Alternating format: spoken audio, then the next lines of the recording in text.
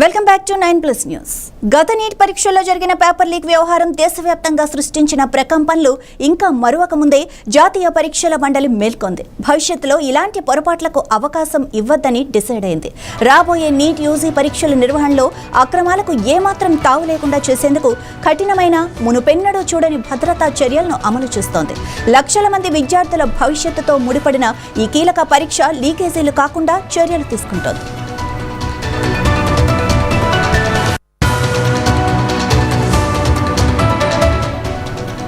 ఈ కొత్త భద్రతా విధానంలో అత్యంత కీలకమైన అంశం క్వశ్చన్ పేపర్స్ తయారు చేసే సబ్జెక్ట్ ఎక్స్పర్ట్స్ ని పూర్తిగా లాక్డౌన్లో పెడుతున్నారు. ఈ సబ్జెక్టు నిపుణులను నీట్ పరీక్ష అయిపోయే వరకు రహస్య ప్రదేశంలో బయట ప్రపంచంతో ఎలాంటి సంబంధం లేకుండా ఉంచుతారు. వాళ్ళ దగ్గర మొబైల్స్, ల్యాప్టాప్స్ స్వాధీనం చేసుకోవడంతో పాటు ఇంటర్నెట్ ఫెసిలిటీ లేకుండా చేస్తున్నారు. పరీక్ష పూర్తయి విద్యార్థులు గదుల నుంచి బయటకు వచ్చే వరకు ఈ సబ్జెక్ట్ ఎక్స్పర్ట్స్ ఆ సీక్రెట్ సెంటర్ నుంచి బయటకు వెళ్లడానికి వీలులేదు. కనీసం వాళ్ళ కుటుంబ సభ్యులతో మాట్లాడేందుకు కూడా అనుమతి ఉండదు.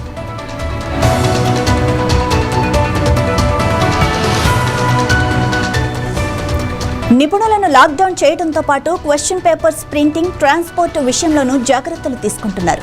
అత్యంత రహస్యంగా పనిచేసే ప్రింటింగ్ ప్రెస్లో ఈ పేపర్స్ ప్రింట్ చేస్తారు. ఆ టైంలో ప్రింటింగ్ సిబ్బందిని కూడా బయటకు వెళ్లకుండా కట్టుదిట్టం చేస్తారు. అక్కడి నుంచి పరీక్షా కేంద్రాలకు క్వశ్చన్ పేపర్స్ను జీపీఎస్ వాహనాల్లో అత్యంత కట్టుదిట్టమైన భద్రత మధ్య సీక్రెట్ కోడ్స్తో వీటిని తరలిస్తారు. గతంలో ట్రాన్స్పోర్ట్లోనే లీకేజీలు జరగడంతో ఈసారి మరింత పకడ్బందీ ఏర్పాట్లు చేస్తున్నారు.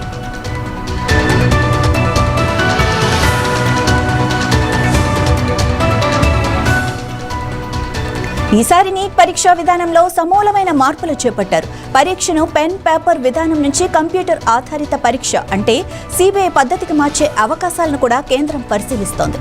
ఈ మార్పులు పరీక్షల నిర్వహణలో మనుషుల ప్రమేయాన్ని తగ్గించి అక్రమాలకు పూర్తిగా అడ్డుకట్ట వేస్తాయని అధికారులు భావిస్తున్నారు.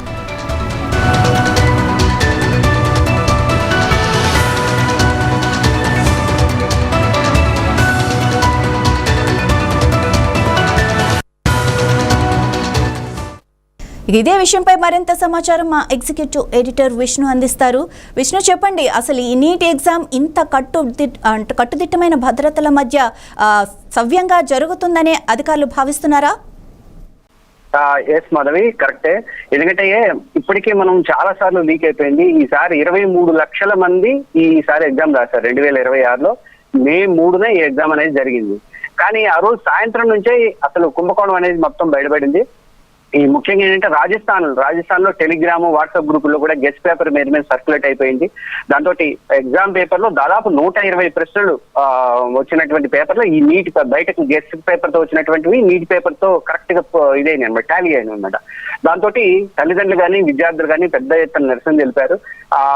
తర్వాత మే 12న పరీక్షను రద్దు చేసినట్టుగా నేషనల్ టెస్టింగ్ ఏజెన్సీ ఎన్టీఏ అయితే ప్రకటించింది. మళ్ళీ జూన్ 21న రీ ఎగ్జామ్ అయితే జరగబోతుంది. అయితే ప్రతిసారి ఏమవుతుందంటే మనకి ఈ నిపుణుల ద్వారా కానీ, సబ్జెక్ట్ ఎక్స్పర్ట్స్ రాసేవాళ్ళు, పేపర్ రాసేవాళ్ళ ద్వారా కానీ, లేదంటే ట్రాన్స్పోర్ట్ దగ్గర కానీ, లేదా ప్రింటింగ్ ప్రెస్ దగ్గర కానీ, ఈ 3 చోట్లే ప్రధానంగా లీకేజ్ అనేది అవుతుంది. దాంతో ఏం చేశారంటే ఈసారి పకడ్బందీగా ఈ వ్యవహారం ఉండాలని చెప్పేసి నెక్స్ట్ ఇప్పుడు జరిగే ఎగ్జామ్ కోసం అని చెప్పి వాళ్ళు ఏం చేస్తున్నారంటే వీళ్ళని ఎవరైతే సబ్జెక్ట్ ఎక్స్పర్ట్స్ తయారు చేసే వాళ్ళు ఉంటారో వాళ్ళందరినీ కూడా లోపల నిర్బంధించేస్తున్నారు. అంటే ప్రింటింగ్ తయారు చేసే చోట వాళ్ళకి బయట కమ్యూనికేషన్స్ ఏముండదు. వాళ్ళ దగ్గర ల్యాప్టాప్లు ఉండవు, వాళ్ళ దగ్గర మొబైల్స్ ఉండవు. వాళ్ళు అవసరమైతే ల్యాండ్ లైన్ ఫోన్ నుంచి ఇంటికి మాట్లాడుకోవడానికి ఏమన్నా అవకాశం ఉంటే మాత్రం ఇంటికి ఆ అవకాశం మాత్రమే ఇచ్చే ఛాన్సెస్ ఎక్కువగా ఉన్నాయి అనమాట. అది కూడా చుట్టుపక్కల భద్రత ఉంటది, పోలీసులు కానీ వాళ్ళు కానీ పర్యవేక్షణ అనేది కంపల్సరీగా ఉంటుందన్నమాట. అంటే నిపుణుల్ని లాక్డౌన్ లో పెట్టుబడేస్తున్నారు. అంటే పూర్తిగా వాళ్ళకి బయట ప్రపంచంతో సంబంధం లేకుండానే చేస్తున్నారు. అదొక మంచి పరిణామం చెప్పుకోవాలి.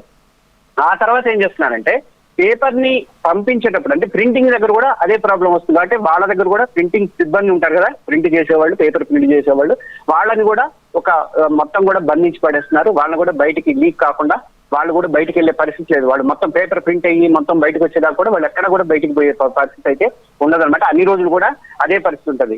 ఈ జూన్ 21 వరకు కూడా వీళ్ళ మీద నిర్బంధం అనేది కొనసాగుతూ ఉంటది. ఇది కాకుండా ట్రాన్స్పోర్ట్ కు వచ్చేసరికి ఏంటంటే క్వశ్చన్ పేపర్స్ జీపీఎస్ పెట్టినటువంటి వెహికల్స్ లో కట్టుదిట్టమైనటువంటి భద్రత మధ్య, సీక్రెట్ కోడ్స్ మధ్య వాటిని తరలించడం అనేది కూడా ఇక్కడ ఈసారి ఎన్టీఏ తీసుకుంటున్నటువంటి అంటే పిఎంఓ జోక్యం చేసుకుంది ఈసారి పూర్తిగా ప్రధానమంత్రి కార్యాలయం నుంచి దీని పర్యవేక్షణ అనేది జరుగుతుంది. దాంతో ఎక్కడ కూడా లీకేజీలు ఎక్కడ రాకుండా ఈసారి అయితే చర్యలు అయితే చేపడుతున్నారు. కానీ ఇప్పుడు కాకుండా నెక్స్ట్ టైం 2027 నుంచి మాత్రం ఈ సిబిటి పద్ధతికి మారే ఛాన్సెస్ ఎక్కువగా ఉన్నాయి. అంటే కంప్యూటర్ ఆధారిత ఎగ్జామ్ లోకి వెళ్ళిపోయే ఛాన్సెస్ అయితే ఎక్కువగా ఉన్నాయి. దానివల్ల ఈ మనుషుల ప్రమేయాన్ని తగ్గిస్తే అక్రమాలకి అడ్డుకట్టబడుతుందని చెప్పేసి అనుకుంటున్నారు. ప్రతిసారి లీక్ అయిన ప్రతిసారి కూడా 23 లక్షల మంది పిల్లలతో ఈసారి 23 లక్షల మంది పిల్లలు రాశారు. వాళ్ళతో పాటు తల్లిదండ్రులు కూడా చాలా మానసికంగా క్షోభపడుతున్నారు. కాబట్టి ఇలాంటి లీకేజీలు కాకుండా ఈసారి గట్టి పకడ్బందీ చర్యలు అయితే తీసుకుంటారు.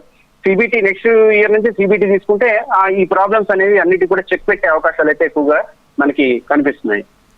రైట్, మరి ఎలాంటి కట్టుదిట్టమైన చర్యలు తీసుకున్నా మాన్యువల్ గా ఎంత కట్టడి చేసినా టెక్నాలజీని ఉపయోగించుకొని ఇలాంటి లీకేజ్లు అయితే జరుగుతున్నాయి. మరి ఆ పరంగా ఎలాంటి చర్యలు తీసుకోబోతున్నారు? ఎస్ అది కూడా కరెక్టే.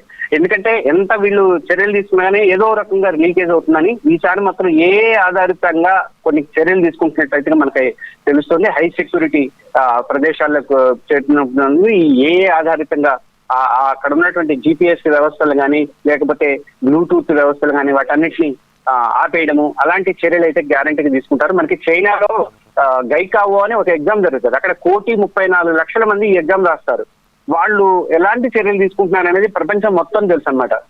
అంటే ఆ రోజు ఒక పెద్ద యుద్ధం లాగా ఉంటుంది. అంటే మొత్తం ప్రశాంతమైన వాతావరణం ఉంటుంది. మొత్తం చైనా మొత్తం కూడా ఆ రోజు చాలా పకడ్బందీగా ఉంటుంది. అన్ని యాక్టివేట్ అవుతాయి. ఇప్పుడు వీళ్ళని కూడా దించుతున్నారు మన దగ్గర. అలా అక్కడ టైప్ లోనే మన దగ్గర కూడా ఎయిర్ ఫోర్స్ వాళ్ళని రంగంలోకి దించుతున్నారు. ఇట్లా ప్రతిదీ కూడా మీరు అన్నట్టు ఆ టెక్నాలజీని కూడా మొత్తం బ్లాక్ చేసే విధంగా. ఎందుకంటే విద్యార్థులు ఎక్కడ ఏం పెట్టుకొస్తున్నారో తెలియని పరిస్థితి కూడా ఉంటుంది. ఒక్కొక్కటి ఎగ్జామ్ పేపర్కి వచ్చి ఎగ్జామ్ రాస్తున్నప్పుడే బయటికి వెళ్ళిపోతుంటుంది పేపర్.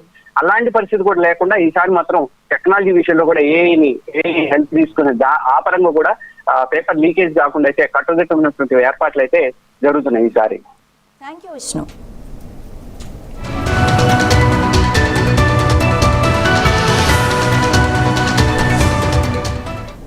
మొత్తం మీద నీట్ పరీక్షలపై విద్యార్థులు వారి తల్లిదండ్రుల్లో మళ్లీ నమ్మకాన్ని నిలబెట్టేందుకు ఎన్టీఏ ప్రయత్నిస్తోంది. ఈ కట్టుదిట్టమైన భద్రతా చర్యలు రాబోయే సంస్కరణలు లక్షల మంది వైద్య విద్యార్థుల భవిష్యత్తుకు భరోసా ఇవ్వటమే కాకుండా మన దేశ పరీక్షా వ్యవస్థ పటిష్టతను చాటి చెబుతాయని ఆశిద్దాం.